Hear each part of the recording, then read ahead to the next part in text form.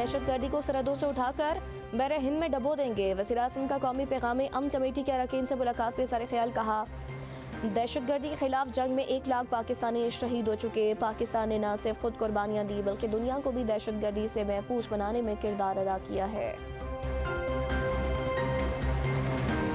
एक दिन शहर बंद होने से मईशत को अरबों रुपए का नुकसान होता है। सुहेल आफरीदी एहतजाज के बजाय अवाम को तालीम और सेहत देने की बात करें।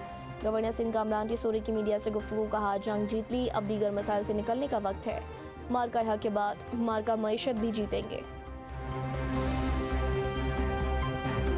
और डेडलाइन खत्म होने पर बगैर एमटेक गाड़ियों के खिलाफ कार्रवाइयों का आगाज। इस्लामाबाद के दाखिली रास्तों पर 12 एमटेक रीडर फाल। सख्त चेकिंग। इंतजामिया ने शहरियों की सहूलत के लिए 16 पॉइंट्स पर 24 घंटे एमटेक लगाने की सहूलत फराहम कर दी।